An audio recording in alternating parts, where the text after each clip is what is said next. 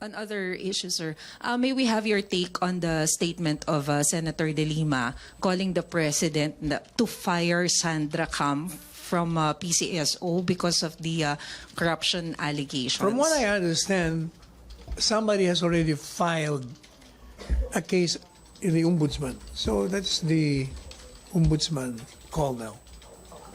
So the president has no plans of firing Sandra Cam? Since it's already with the ombudsman and the ombudsman has the power to suspend, I think we'll let it